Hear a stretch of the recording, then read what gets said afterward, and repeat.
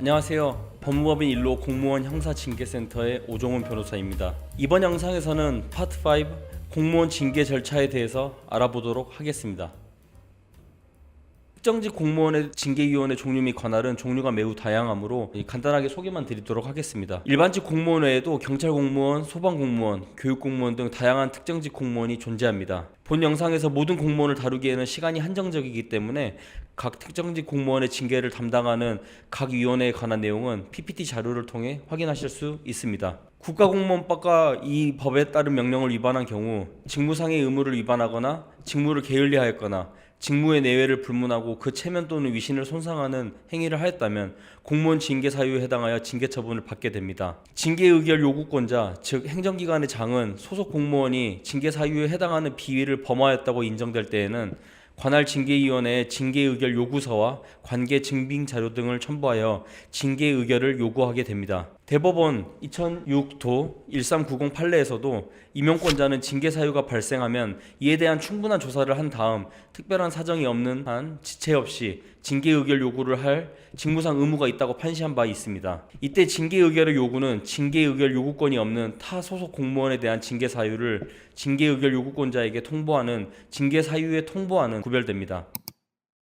징계위원회가 징계 혐의 사실에 대해서 필요하다고 인정하였다면 관련 공무원에 대한 사실조사를 진행하게 됩니다. 이때 소속 직원 혹은 관련 전문 지식이 있거나 경험이 있는 자에게 감정 또는 검정을 의뢰할 수 있으며 소속 직원으로 하여금 사실조사를 하기 위하여 필요하다고 인정될 때에는 징계 등 혐의자에게 출석을 명할 수 있습니다. 사실조사를 통해 징계 사유가 인정된다면 징계위원회가 징계 등 혐의자의 혐의 내용에 관한 신문을 진행하고 진술의 기회를 부여하기 위하여 출석 통지서를 송부를 하여 출석을 명하게 됩니다. 심의 당일 출석한 혐의자에게 혐의 내용에 관한 신문은 물론 충분하게 진술할 수 있는 기회를 부여하도록 하고 있습니다. 심의 절차를 마친 이후 징계위원회는 징계 의결 요구서를 접수한 날로부터 30일 이내에 의결을 하여야 합니다. 이번 챕터에서는 징계위원회 심의 절차 및 의결에 대해서는 간략하게 다뤄봤습니다. 관련 내용에서는 영상 파트 7에서 자세하게 다룰 예정이오니 관련 내용이 궁금하신 분들은 영상 7을 참고하시길 바랍니다.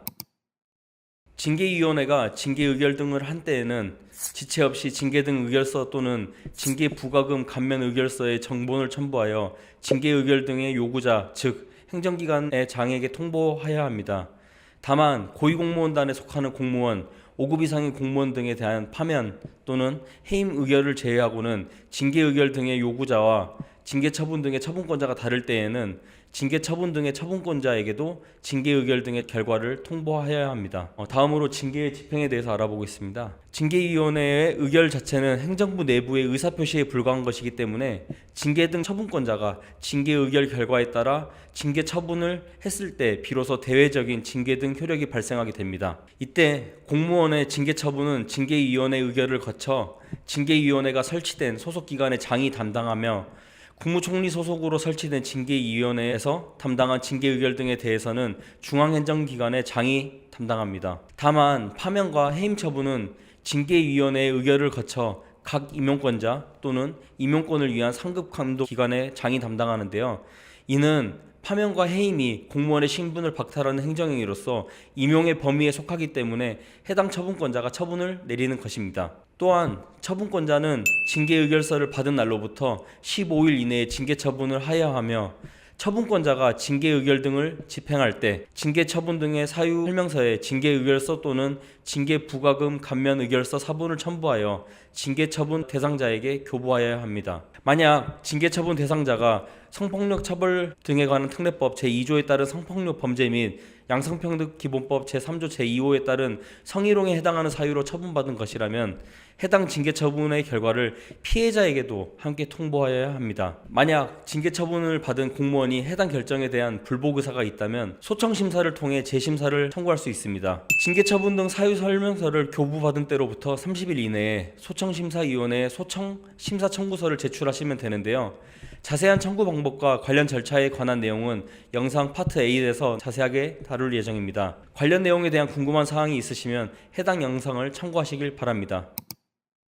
오늘은 국가직 공무원과 지방직 공무원의 징계위원회의 종류와 관할, 그리고 징계 절차에 대해서 알아봤습니다. 다음 영상에서는 징계, 인사위원회 설치 및 구성에 대해서 자세하게 알아보는 시간을 갖도록 하겠습니다. 이상으로 법무법인 1로 공무원 형사징계센터의 오종훈 변호사였습니다.